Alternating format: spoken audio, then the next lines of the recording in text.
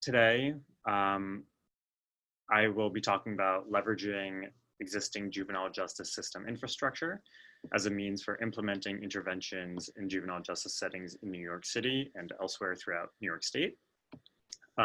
Recent years have seen an increasing interest towards research on the harms youth experience by being legal system involved.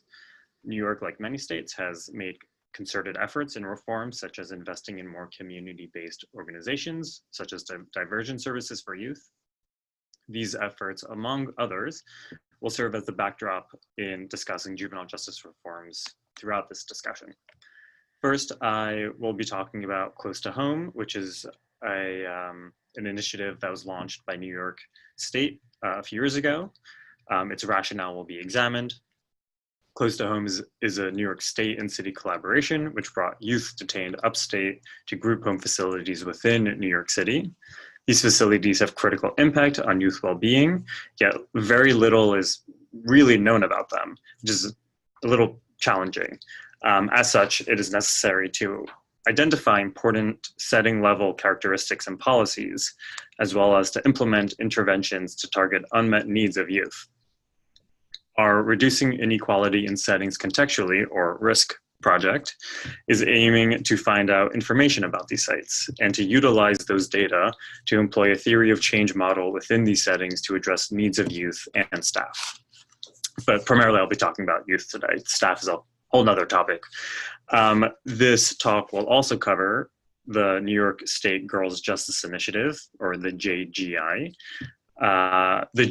excuse me, a federal and New York State collaboration, which addresses the criminalization of girls for status offenses, nonviolent felonies, and technical violations.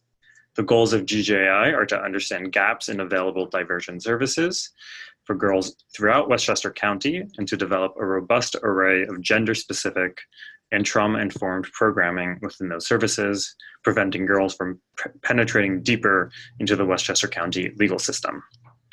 These two areas highlight the need for particularized setting-level interventions and research in respect to the diverse bodies of the juvenile justice system in New York. I want to emphasize that RISC is just really getting off the ground, so I won't be able to delve that much into the actual intervention and plan for that. So I'll be spending a bit more time on the rationale and the history behind the initiative. On the other hand, GGI has been in full force for about 2 years now, so I'll be spending more time talking about the actual programming and a little time on the rationale behind that.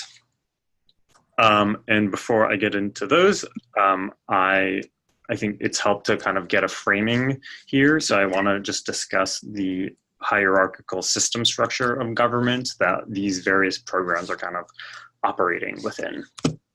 So I'm going to break this down from to the federal, state, and more local kind of city level. So the Department of Justice and OJJDP have been involved in legal system reform, obviously. They have been providing greater funding into reform efforts and community-based programming throughout recent years. They have been working with organizations like the Annie E. Casey Foundation and the National Research Council to conduct research and create plans of action to guide future reform steps. They've been particularly involved within Close to Home, which I will obviously get to soon. And although it's not really federal, I think it's also kind of important to be talking about how there's this national conversation that's been happening for a while now but it has picked up in intensity, it seems, about the ineffectiveness of detaining youth and the level at which we do so and the punitive nature that's involved. And so we see many states implementing their own reforms and trying to change how they currently do things. On the state level, OCFS is involved in programming from foster care, adoption, child protective services, and juvenile justice, which is certainly the nexus at which the youth that we'll be talking about inhabit due to the serious crossover between the foster care and legal systems throughout New York. I don't necessarily know what it's like in other states. I have lived in New York my entire life, and my work has focused on New York, but in New York, we have a lot of crossover between the two systems. And DCJS is essentially a criminal justice support agency. They help with statewide crime data, funding and oversight of probation and community correction programs, administration of criminal justice funds, and support of just statewide criminal justice agencies. And then lastly, on the more local New York level, there is the Department of Youth and Family Justice, which is subsumed under the Administration of Children's Services, or ACS, the welfare system. It was formerly the Department of Juvenile Justice, which is a separate entity entirely, but it was merged with ACS in about 2010 under Mayor Bloomberg. So as a result, I want to emphasize that because juvenile justice is a completely new area for ACS, which will certainly be coming into play when talking about Close to Home and our risk program. And I mean, very new, it's immediately new, meaning they've only been involved for the past few years. So the efforts and work that I'll be talking about will operate within this structure or this paradigm, and will help explain why certain developments are happening the way they are. And we'll return to this briefly or throughout the rest of the presentation. So I want to also begin by giving some context and background to Close to Home, how it came to be, its goals, its challenges, what it is exactly. So Close to Home was essentially a response to young children being sent upstate to state prisons in New York. In 2008, then Governor David Paterson created a task force to assess the effectiveness of New York State's juvenile justice system because there are major concerns springing up about the well-being of youth in state custody. The task force found that state-run detention was failing in a few major ways, and most notably that youth were being exposed to dangerous and abusive environments, that youth were being separated from family members who could be pivotal in limiting future system involvement. And lastly, that these settings focused on punishment and control rather than skill building and support, which is the angle that now many different juvenile justice agencies have been taking and kind of pivoting to. So leading up to the task force, arrests across New York were dropping significantly and fewer youth were being held in state custody. There was a law that was passed, I don't know how many years ago, but essentially that New York City had to split the cost of youth in state facilities equally. So the fewer number of youth in placement meant that the city was paying an immense amount of money per youth that were being detained there. As a result, ACS had to stomach these costs, while also trying to provide funding for community-based alternatives, which was not ideal because these community-based programs had been demonstrably more effective in achieving desired outcomes for youth justice. And money was being essentially redirected away from these tried and effective programs to something that they were really evidently moving away from. And on the state level, OCFS had closed 23 facilities, which despite being closed were required to remain staffed for a particular period of time. I don't know how long it was for exactly. It may have been only a year, but this basically meant that there was a reduction in youth in state-run placement, but the same number of staff are being paid. So similar to on the more city ACS level, it caused the price per youth to balloon significantly. So we essentially have both the city and the state making a concerted effort in reducing arrest rates and moving away from detaining youth, which resulted in major increases in costs for the youth. Given the findings of the task force, particularly in the context of both the city and state being frustrated with the outcomes and trying to reduce the number of system-involved youth, it seems that the city and state really tried to seize on this opportunity to reform and imagine a new type of juvenile justice, which ultimately became close to home. So this was the kind of the petri dish for this happening, the platform. And as a result, Governor Cuomo in 2012 launched Close to Home to align, and this was a quote I had taken directly from a paper, which I think is kind of interesting, which is to align New York State and New York City's juvenile justice systems with research and methods of working with youth charged of crimes. Very obviously, this initiative is at the intersection of state and city programming and efforts.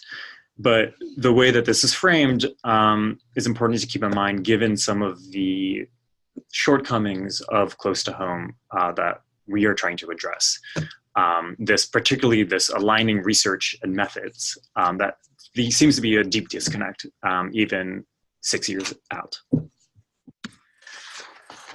Close to Home brought the youth who are being detained upstate to within the 5 boroughs of New York. These newer facilities are described as group homes, which are supposed to be more welcoming and comfortable, and they're supposed to have a family feel to them. That's something that case managers and people who work in the facilities often quote. It was believed that being housed upstate away from their families and homes was contributing to high rates of AWOLs among youth and poor mental health. But there obviously wasn't a regard or an acknowledgement that simply being detained was also contributing to that poor mental health. Keeping youth closer to their neighborhoods was both an attempt to improve mental health, so youth didn't feel so isolated from their families, and in turn bring down the number of AWOLs. Additionally, now that youth are no longer upstate, but closer to the neighborhoods that they're actually from, it should be easier and less time-consuming and costly for family members to visit them. The cumulative effect of this would be the improvement of overall youth well-being by keeping youth closer to services and programs within New York, as well as to their families, which would hopefully increase the likelihood of success for youth once released and their likelihood for success to be released in general. So in talking about this, it's obviously important to consider, who are in these facilities, what are they like, particularly because Close to Home was a major systems change throughout New York. So youth who are in these facilities are really those that would have, who committed acts that would have been crimes if they were above the age of 16 or 17, which is now changing to 18. So these YRFs, these youth residential facilities, function as short-term residential facilities that house adolescents while they await family court decisions regarding long-term housing, so something like, or sentences for violent and non-violent juvenile offenses. There are somewhat more restrictive limiting settings like the limited secure placements, and less restrictive settings like the non-secure placements. The difference essentially between them is that youth who are deemed as being greater risks are placed in the limited secure settings, which are more restrictive in programming and in physical design. So for example, they would have barbed wire around the houses, they would have bars on the windows and doors. They're just more restrictive in general. And now there are about, I think, just a little over 30 of these YRFs in total throughout New York. And last I heard, there are about 60 youth combined in all of these different YRFs, which I think have a capacity for over 200. So we know that individuals working within DYFJ are really making an effort in keeping that number low and driving it even lower. Unfortunately, though, we don't really have any concrete info on the youth who are being detained there. Just anecdotally and from one study in particular, most youth are of color. They're between the ages of, I think, like 13 and 15. Which are consistent with data across New York. And so this is also what we pretty much expect. And so while we don't know much about the youth who are in these sites, we do know that despite representing a small percentage of youth within close to home sites, girls typically struggle immensely in these YRFs. So much so that DYFJ has started to invest considerable energy and resources into investigating how they can best combat these issues and better serve them. And again, this is really consistent across the entire juvenile justice continuum, that girls are having a more difficult time than the boys there, and they're among different metrics. These issues just likely stem from their needs, which are very different from boys to whom the system is typically geared toward, not really being unmet or addressed. There's also something to be said about the biases with which staff act toward the girls, not that affects them.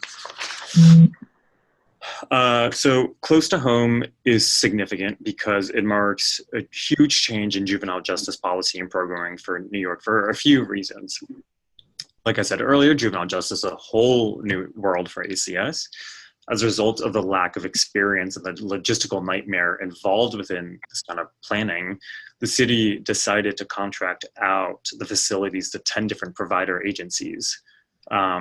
And who basically do a lot of other kind of welfare support. So ACS doesn't really actually run these sites. And this also means that the city doesn't have immediate intimate details about and information regarding what is really happening in these settings on a day-to-day basis. And in a similar vein, there is a lack of organization and oversight as a result of this. Close to home was thrown together really rapidly to address a need that was suddenly highlighted by the report under Patterson. Consequently, it lacks the planning that such a huge system overhaul would hopefully require.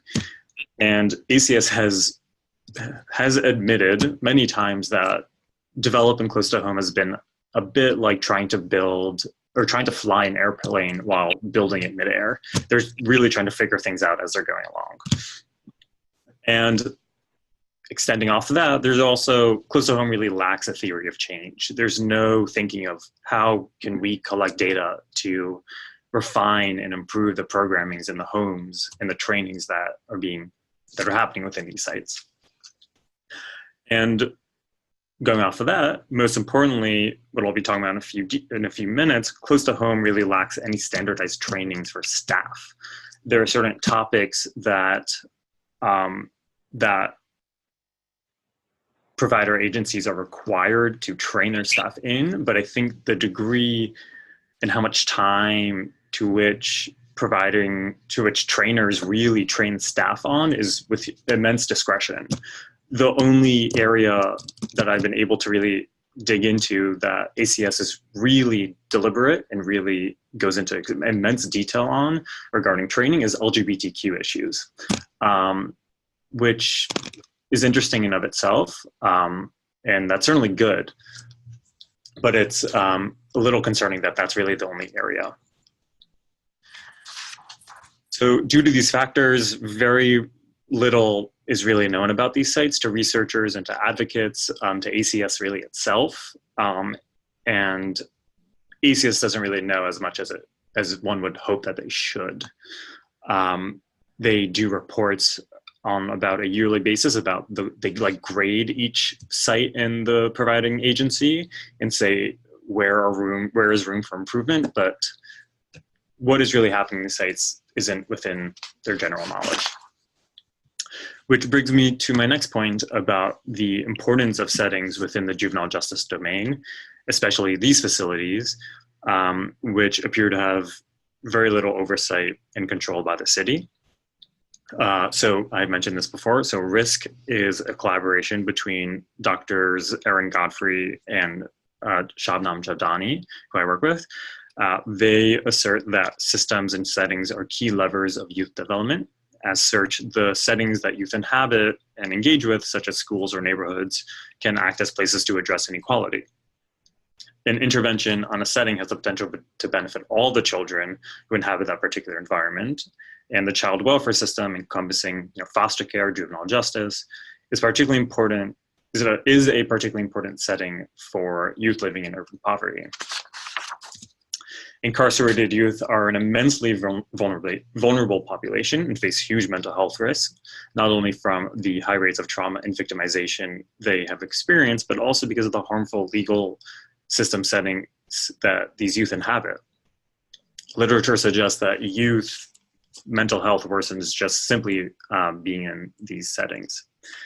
These facilities have critical impact on youth well-being, and New York has made immense efforts and investments into these sites, but very little is known about them.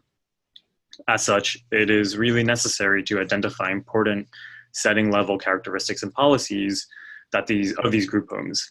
In recognizing these gaps, a model has been conceptualized for how setting policies and practices affect youth well-being and their ultimate justice system involvement.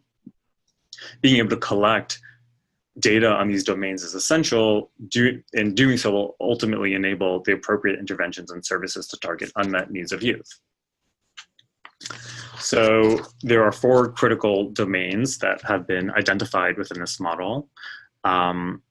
So in the first, we have setting level characteristics, setting level processes, proximal youth outcomes, and distal youth outcomes.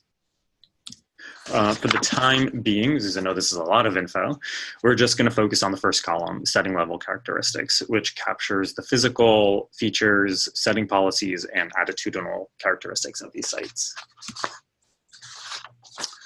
Multiple studies highlight that physical features and policies are associated with health and safety outcomes. Open floor plans and ample recreational space is linked to improved well-being, for example. Physical features may include the quality of amenities, if there are bars on doors and windows. I mentioned the limited secure placements before and how that's a feature that is commonly present. If there's an open floor plan, what is the decor like? What are the messages that are being sent through the posters and artwork, if there really is any at all on the walls, to youth, excuse me. All these features and others have really great impact on the youth within these homes. We also have setting policies, which may include daily routine, disciplinary policies, provision for privacy and visitation policies. Formal policies and settings of care, such as ones used assessing violence in healthcare settings that staff can refer to, have been linked to greater consumer outcomes and satisfaction. We also want to know, how do these policies vary across settings and agencies? Are they punitive in nature? Do they allow for staff discretion and agency, or are they really inflexible? If you dig around, there's virtually no info at all that's been published on staff handbooks and policies. Not that we would necessarily expect there to be, but we've done a bit of a scan to see how much info we can really find, and there's been nothing really. All you're really able to find are these short mission statements on providers' websites, such as this one. I'm not going to read that loud, but you can see or read how vague this is. And it would be really, really nice to get a look at those handbooks, which we would get hopefully by going through ACS and getting permission from these providers to really code the intent and the orientation of these agencies with which they're doing their work. And And lastly, we have staff attitudes, which include perception of meritocracy, system justifying beliefs, and attributions of criminality. It is important to know if the relationships between staff and youth are supportive, how are staff expected to engage with youth, and how do they actually engage with youth? If staff adequately meet the needs of youth, or is the dual role of supporter and rule enforcer one that they're adequately able to navigate, which is something that juvenile justice staff often report as being one of the more complicated and difficult aspects of their job. Staff attitudes toward youth and how they attribute their criminality can have immense implications for the way in which staff treat youth and how staff see the mission of their own work. Those who tend to display high levels of justifying existing sociopolitical systems are more likely to blame youth for being system involved rather than understanding all the external factors and societal factors that are really playing into some of this system involvement that youth may have. Similarly, it would also be valuable to know how staff view kids and make sense of their behavior and criminality. Do they attribute them to being in placement due to an internal distribution or characteristic? Or do they, like I just said, take a more kind of ecological approach? Do staff convey messages of hope that if youth try hard enough and have the right supports, that they'll be able to exit the justice system? Or is it something along the lines of, that child will be right back here within a few weeks, which is what we really do hear pretty often. That seems to be the general line of thinking. We also know that there's a tremendous divide in how staff view legal system involved girls versus boys. Girls are frequently thought as being too difficult and troublesome to work with, to the point that a provider actually tried shutting down one of their girls' group homes a few years ago until ACS stepped in. So there is certainly this huge perception that girls are just really frustrating and difficult, and that's really something that we want to make note of and collect serious data on. The next column is disciplinary practice. Setting level processes. It is likely that setting level processes would be influenced by setting level characteristics and in turn have an impact on youth outcomes, which I will get to later. Setting level processes may include disciplinary practices, staff flexibility, and staff supportedness of youth. Literature suggests that setting level physical features like the availability of handbooks with clear rules and policies have an effect on both the type and the range of decisions that staff can make in particular situations. More so, the attitudes of staff may play a role in the degree to which those practices are implemented. Thus, it's hypothesized that disciplinary practices, staff supportedness of youth, and staff flexibility and responsiveness will be influenced at least in part by the physical, policy, and attitudinal characteristics of these settings and staff. This will likely vary systematically across these settings, although these specific setting level processes have been identified by justice-involved youth as being important to well-being. They have not been empirically examined, really, which further highlights the need to really get into these sites and collect these data. Disciplinary practices may include how disciplinary policies are implemented and norms of sanctioning and rewarding behaviors. One system of rewards that is pretty common in group homes is skill cards, so that youth work on kind of personalized behaviors and skills. And when they have demonstrated those behaviors and skills, they get points that go toward a particular reward. So something like being able to choose what they have for dinner that night, or going to a salon. And when they act in a way that is contrary to the skills that they're trying to build, they get points taken away. Staff support of youth includes constructs like displaying warmth and respect, writing non-required letters of support, and voluntary interactions with youth who are no longer residents. Biases, which we are hoping to capture by some other staff surveys, like in the staff attitudes kind of domain, and the relationships between the staff and youth, work together and affect different facets of those staff and youth interactions. We're interested in really parsing out those differences, so it'd be useful to gather data on those constructs differently, separately. And lastly, for setting level processes, we have staff flexibility and responsiveness. Flexibility in responding to youth requests and needs, and responsiveness in addressing time-sensitive concerns are just a few examples. And that's it for setting level processes. And now we are on the third column for proximal youth outcomes, which is really what we expect some immediate outcomes of youth to be due to the factors in the first two columns, or factors that we can at least see within the group homes pretty directly. Resulting from setting level characteristics and setting level processes, youth health and mental health would be obviously greatly affected. Some areas of concern to us are somatic complaints, anxiety, depression, suicidality, and self-injurious behavior, all of which are highly common among youth who are in these settings. Youth behavior and conduct, such as incursion or lack thereof of additional charges while while being in facilities would also be influenced, obviously. This is an area of note because these additional charges may cause youth to penetrate deeper into the system, or at the very least make it more difficult to successfully exit the system. And in the final column are the distal or really long-term youth outcomes that we want to pay attention to. Future system involvement includes prevention of matriculating into the criminal justice system as an adult. And successful transition to adulthood would consist of education and employment outcomes and the quality of relationships that these youth may have, all of which would be determined by youth health and mental health, as well as the additional charges brought against youth within the proximal youth outcomes column. These features and processes have significant impact for youth, both short and long term. What I mentioned a bit earlier, what I alluded to at least, was that, and it's really another talk in of itself, like I said, is the importance of these features for staff as well. But I mean, in the entire climate of these settings, but that would require a whole nother presentation.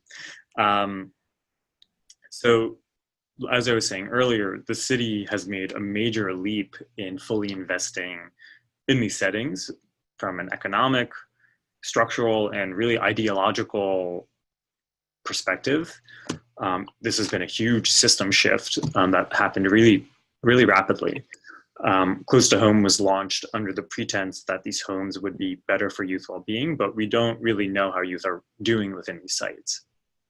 To ensure that we are actually moving forward and really meeting our goals, whether they be ideological or structural or whatever they may be, it's really critical to ensure that youth needs are known and that they're understood and that they're really being met.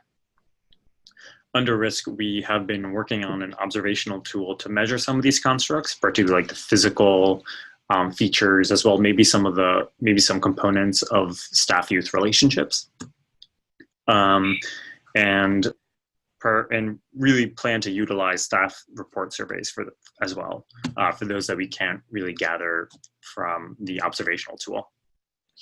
Once we have a sense of the setting level characteristics and processes, we can work with ACS and DYFJ, with whom we already have a good relationship with, providers and staff to address particular areas of concern.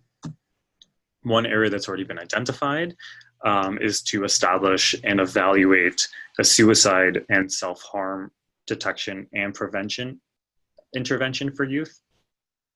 Due to the well-known suicide crisis within this population, this program really utilizes the existing justice system infrastructure to respond to those needs by having staff be trained on measuring, by detecting and responding to suicidal ideation behaviors and non-suicidal self-injurious behaviors as well. Although we are gathering data on staff attitudes, what I really want to highlight is that the goal isn't necessarily to stop biases, but really to change training with consideration to these data to improve staff responsivity to youth needs and to also facilitate skill building. Essentially, we want to ensure that the needs of youth are responded to and that their environments are truly nurturing and supportive in the way that are necessary. And that altogether concludes what I wanted to talk about for close to home and risk. And before I get going, I'm curious if anyone has any questions. I can't see the comment bar, but I'll give people just a minute. No one has, you can either unmute yourselves with your questions or you can send them through chat. If not, then I'll just get going into the second section.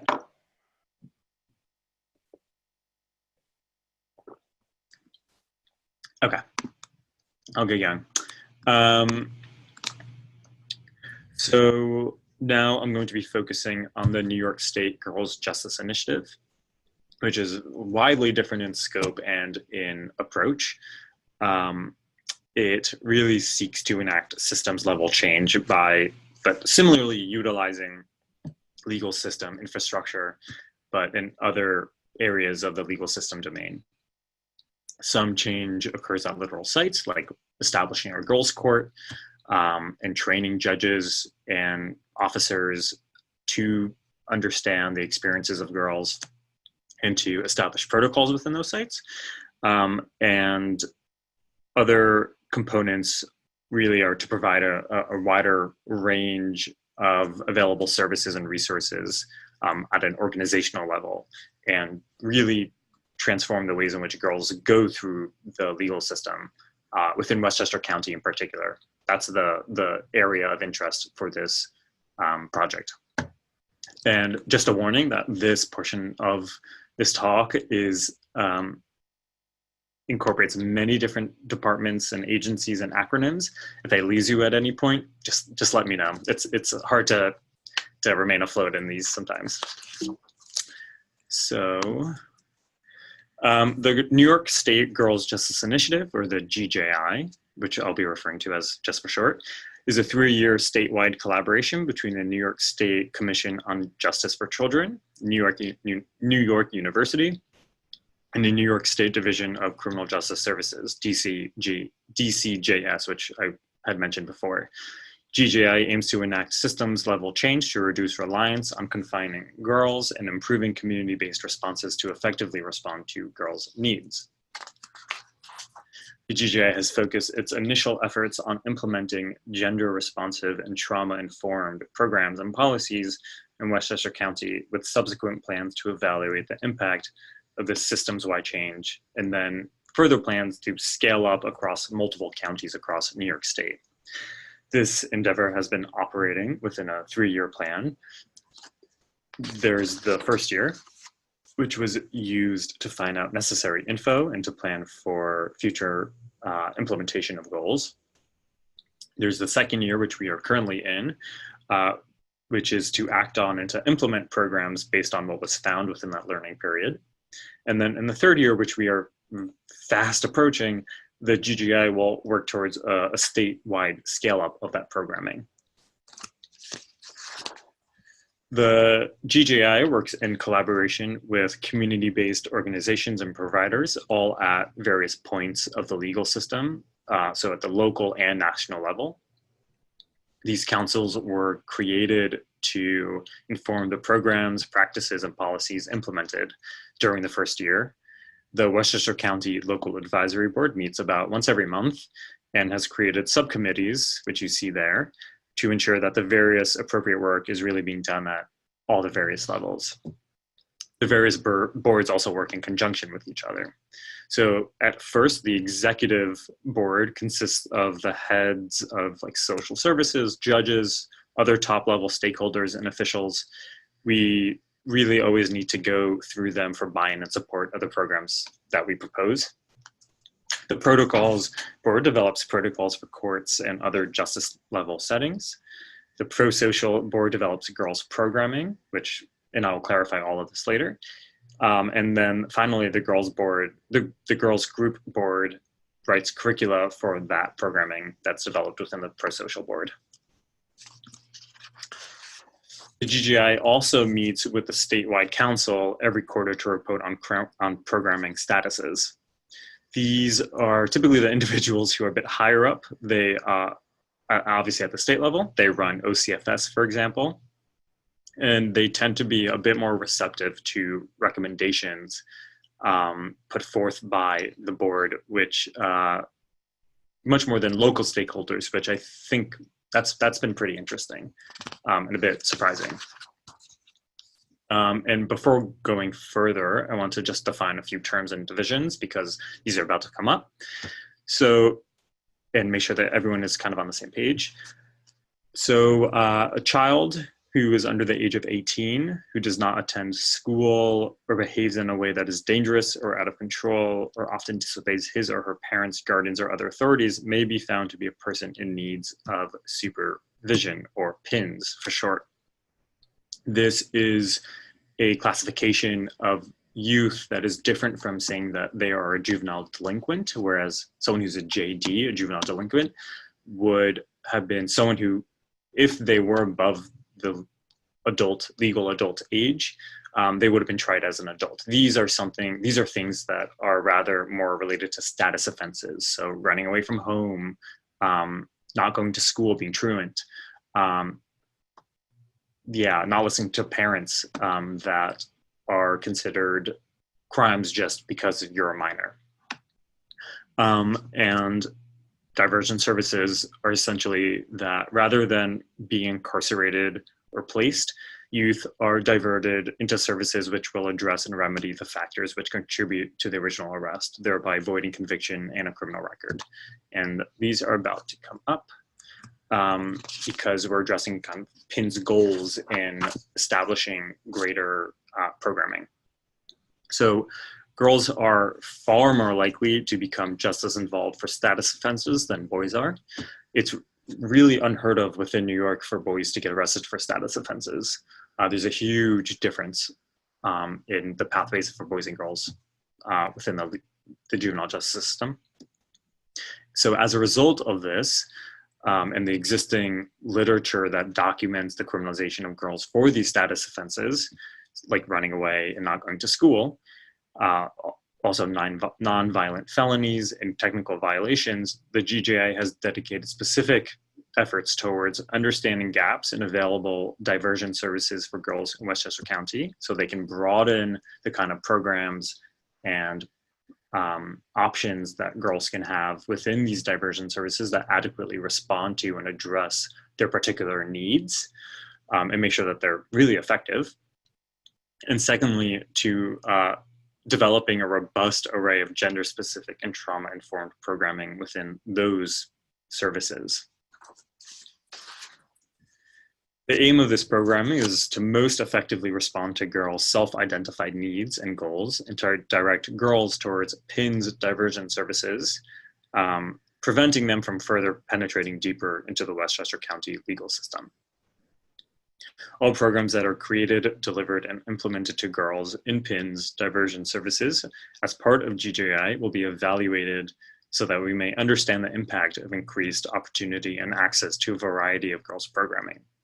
This will inform any changes at the local level and the supplemental statewide implementation plan, and will help translate these gender-specific trauma-informed programs and practices to scale in multiple counties all across New York State. And to understand current diversion programming available for girls in Westchester County and the gaps in available diversion programming, in addition to inform its implementation and scale-up phases, the GJI and the local advisory council has, one, conducted interviews with local stakeholders, really to kind of get a lay of the land, has created systems flowcharts to understand how different departments and agencies and parts of the juvenile justice continuum really speak to each other and interact with each other, and has held gender-responsive and trauma-informed training and provided technical assistance to learn about programs and policies used at the national level with girls. So one example of this, because I know that this is a bit abstract, is we have engaged with Young Women's Freedom Center, which is an organization we've been essentially helping to develop a community empowerment program with, based on an advocacy program that we work on called Roses. And lastly, we are also in the process of analyzing about 1,000 petitions. In a few minutes, I'm going to show you some brief data that we have on those PIN petitions, which really to help give you a sense of how girls are coming in contact with the legal system and the importance of the baseline we have been generating through these analyses and determining future steps. The preliminary review has already been used in the planning year to inform girls' changes in Westchester.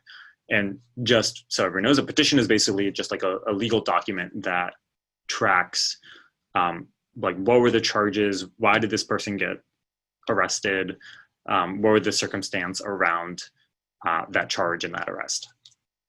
And so we have all this info, where they're from, what race they are, how old they are, what school they go to, who the victim was, and we're analyzing all this info. So, Josh, I just wanted to give you a quick time check that we had about 10 minutes left in our scheduled time. okay. So just to give you a sense of where we are that way. Okay. Okay, thank you. So I'm not going to go into too much detail here, but one thing I just want to focus on is, so JD and PINS, those are the two classifications, juvenile delinquent versus person in need of supervision. And we're going to be focusing on the PINS here. Don't worry about the initial and supplemental. But essentially what I want people to pay attention to is just this giant orange area and that classification of incorrigible, which basically means that girls are being pegged as being uncontrollable by their parents. And that's why they're becoming involved with the legal system. And particularly for PINS cases, and how this incorrigible doesn't really have a standard definition. Most police officers actually don't really know what it means. And if you were to ask them, they would answer radically different things. And as a result of that, as a result of not having really clear criteria to point to, it's used with a lot of discretion.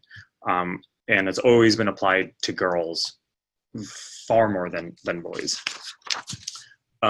Similarly here, basically just how this small percentage of girls who present risk, and why, as a result of that, why current diversion programming is not effective, because it doesn't really respond to the needs and the real circumstances of these girls' lives. And so they fail. They have the current diversion programming just really hasn't been an appropriate solution. And similarly, these graphs just really reinforce the notion that girls come in contact with the legal system due to status offenses far more frequently than boys, and not really due to more kind of criminal behavior or what you'd associate with being more criminal behavior. So I'm just gonna go brush over that. So due to these concerns, GJ has developed 4 specific strategies and efforts from work in the planning year for implementing, evaluating, and disseminating gender-responsive and trauma-informed policies and programming for girls in diversion services. We're going to focus on Women's Impact Network first. So WIN will have varying roles in planning prosocial activities, such as choosing prosocial activities for girls, girls who complete girls groups or go through rosebuds, which I'll get to in a minute. We'll be able to continue forward as part of WIN. WIN will be established in collaboration with Braveheart Move, which is another program, a youth empowerment program. So members will integrate their expertise as young women who are formally system involved and have worked with system involved girls in a variety of GJI projects. Therefore, program will be made by girls who experience very similar lived contexts. And WIN is a very central body that has multiple functions within GGI related to this programming, such as identifying innovative community services, assignments, work, internships for girls as part of Girls Court, and reviewing protocols and girls groups curricula. Next, I'm going to go into more diversion programming efforts.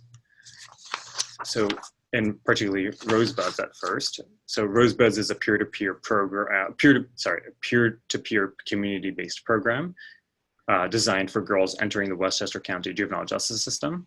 It was recently piloted in Westchester as part of the GGI planning year.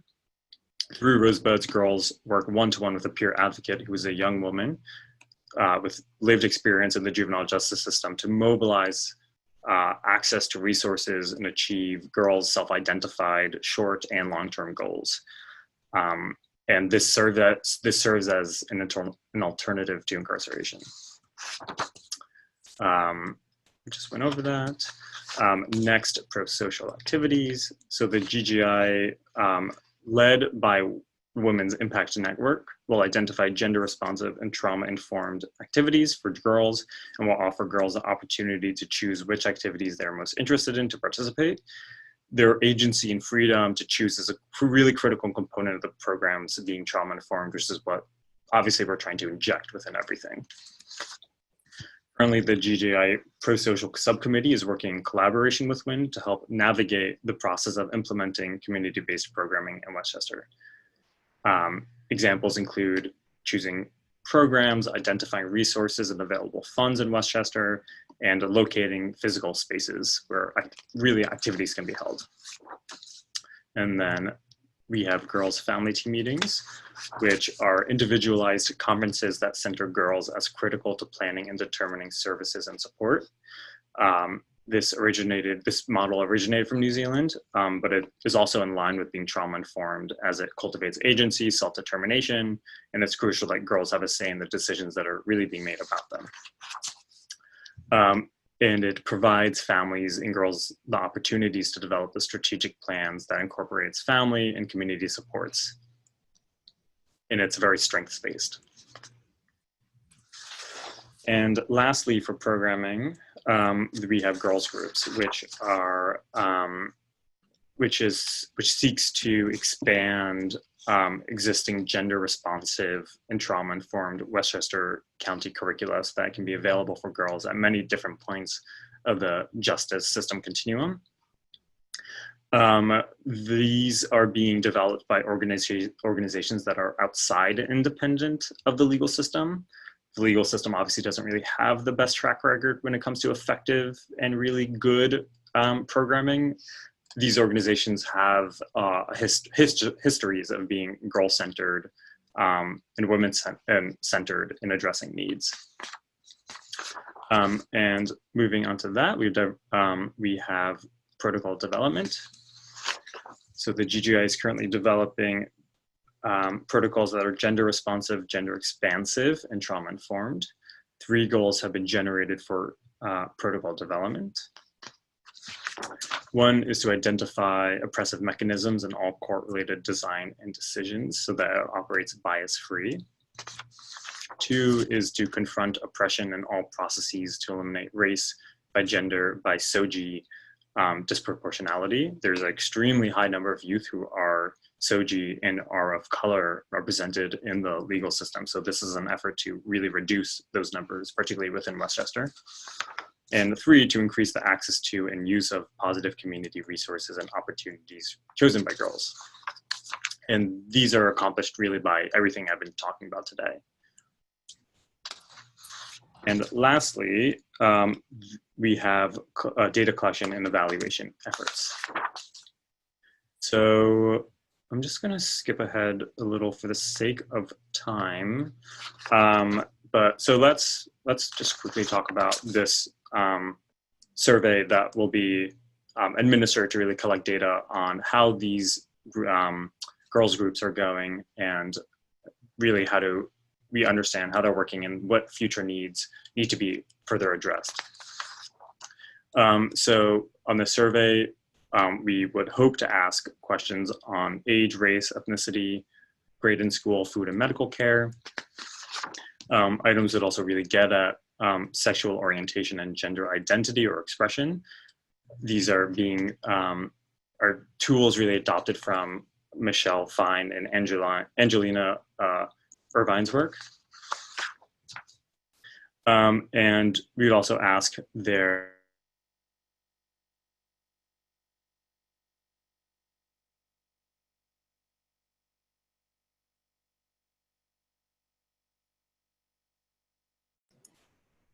Oh dear, it appears as though we have lost Josh. Josh. Yeah, Joshua's feed. He has frozen on us. And we are at the top of the hour. Jessica had to jump off the call, but I would encourage everyone to, I'm going to go ahead and suggest that maybe Joshua is not going to be back in time to do any sort of Q&A, but potentially you could send your questions to Jessica in an email and we can craft those. Oh, Joshua, are you back? Yeah, I have no idea. I don't know either. I was just suggesting that potentially, I mean, we can stay on the line for a little while, I think, Jean, if that's okay, for any urgent questions. Otherwise, I can have people compile their questions in email to Jessica and she can follow up with you. Is that all right? Yeah, that's fine. Okay. So are there burning questions that people would like to ask Joshua about? I'd like to know how he finds time to what exactly is your role, Joshua? Like, because you can't have a hands-on role in everything that you've just been describing. So what's your role? Yeah, that's a good question. Despite wanting to have a hands-on role with everything. For risk, I have been, so like I said, we're still really trying to get that off the ground. We just got funding for that, which is really exciting. So we're really in the logistical kind of nightmare mode. And that was really getting a lay of the land and what's really going on in these sites and trying to develop these measures and tools that we can use. Whereas for GJI, I'm more so on, I'm in the process of analyzing really all those petitions so that we can get, one, that we understand how things really were before the intervention, before the programming, and then when the second round comes along, how things have shifted and where we need to really send resources and where we need to focus our attention more at. So really those are my two really areas I spend a lot of time on. So are you boots on the ground at all? I mean, are you in there talking to these individuals that have disparate views and so anyway, yeah, are you boots on the ground? Are you in these settings? Yeah, so with GJI, I'm not. That is with someone named Mackenzie, who is incredible at doing all this work. She goes up to Albany and talks with the statewide kind of stakeholders, and she really meets with everyone and has more face-to-face interaction.